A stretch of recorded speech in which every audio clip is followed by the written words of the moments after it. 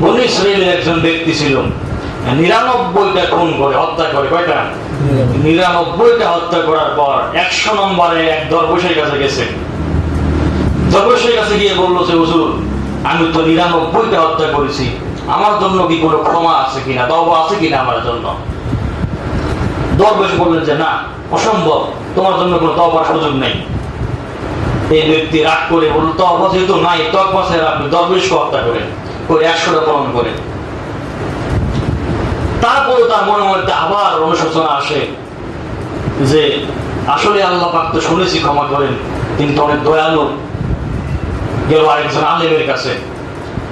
সে আলেমের কাছে গিয়ে বললো যে হুজুর, এরকম আমি 99টা হত্যা করার পরে এক দরবেশের কাছে গেছি, গিয়ে তার কাছে বলেছি তওবা আছে কিনা, তিনি বলেছেন তওবা নাই। রাগ করে তাকেও হত্যা করেছি, এবার 100টা পূরণ করেছি, আপনার কাছে এসেছি, আপনি তো আলেম মানুষ, বলেন আমার জন্য কি তওবা আছে কিনা?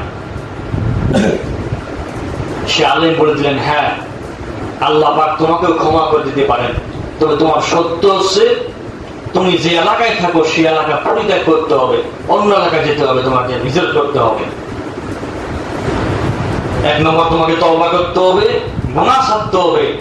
2 নম্বর তোমাকে এই এলাকা পরিত্যাগ করা লাগবে, অন্য এলাকায় যেতে হবে। এই ব্যক্তি তওবা করে আলেমের কথা অনুযায়ী রওনা হলো পার্শ্ববর্তী এলাকায় যাওয়ার জন্য, হিজরত করার জন্য। কিন্তু পথের মধ্যে মালাকুল মউত সেটা দান ঘোষ করে ফেলল।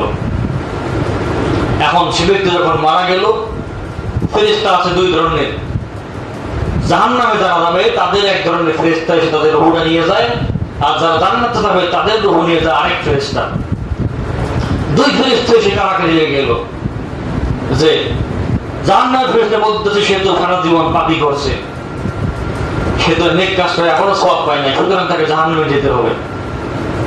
জান্নাতের ফেরেশতা এসে বলতেছে যে না, সে তো তওবা করেছে এবং সে নিজের এলাকা পরিত্যাগ করে আল্লাহর কথা অনুযায়ী অন্য এলাকায় যাওয়া শুরু করছে, ভালো লোকের এলাকায় যেতেছে, সুতরাং তাকে তার উপরে জান্নাতে নিয়ে যাব। যখন 2 দল ফেরেশতা যখন কারাগারে লেগে গেল, আল্লাহর কাছে প্রশ্ন করলো, যে আল্লাহকে জিজ্ঞেস করি আল্লাহ পাক কি বলেন। আল্লাহ রাব্বুল আলামিন বলে দিলেন, আমার ফেরেশতারা শুনে রাখো, আমার সেই বান্দা যে বান্দা তওবা করেছে, খারাপ লোকের এলাকা পরিত্যাগ করে ভালো লোকের এলাকায় যাওয়া শুরু করেছে, সুতরাং তোমরা জমিনটা মেপে নাও। যে এলাকার দিকে জমিন বেশি যাবে, ভালো লোকের এলাকা যদি তার থেকে নিকটবর্তী হয়, কাছে হয়, তাহলে সে জান্নাতে যাবে।